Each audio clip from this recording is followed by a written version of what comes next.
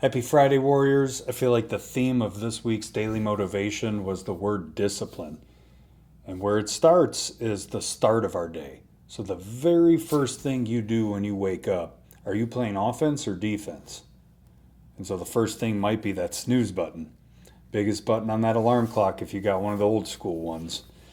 Is that where you're starting?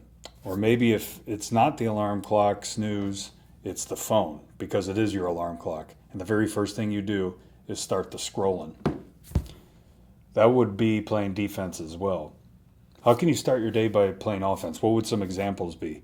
Before you pick that phone up, before you hit snooze or eliminate the snooze, maybe it's prayer time, quiet reflection time.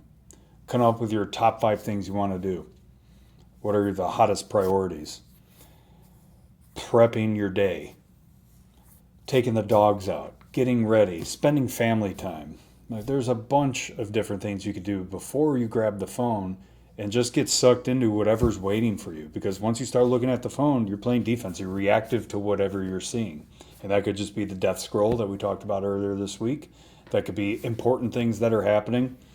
My challenge to you would be come up with 5 to 10 small things you can do before you grab that phone so you can take it to the day and play a little bit of offense.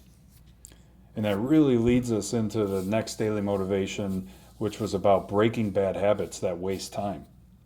And so some of the steps that you can do, the first of which being identify the habit. So maybe you spend too much time on the phone, maybe you spend too much time on social media. I've been hearing a ton of people lately talk about the doom scroll or the death scroll, and a lot of people are well aware that it's happening, but they say they are going to try to do better or just kind of make some sort of vague statement about it, but then nothing happens. And so identify the habit, scrolling, the phone, bad snacking, maybe it's drinking, whatever the case may be. Identify it, put a name to it, write it down.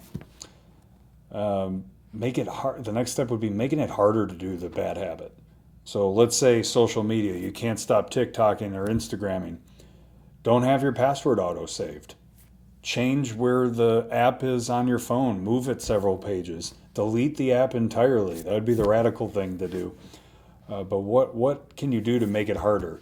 For the bad snacking, for me, I had to literally install lock and key on our pantry. And I give my wife the key at night, and it helps keep my fat butt out of the pantry, snacking like a goblin in the middle of the night. So make it harder. Set clear goals. Instead of trying to do it, train to do it. So if you want to get off the phone, have somebody else set the passcode for you and say that you are going to spend no more than 15 minutes in this app, or tie a goal to staying out of the pantry, or whatever the case may be. Set a clear goal, and then use time management. Because trying to figure out what triggers you to do the death scroll or to snack. Maybe it's stress, maybe it's decompression, maybe it's you don't have enough deadlines or urgency in your day where you need to manufacture some urgency with time blocking. So in the next 30 minutes, I need to have this done.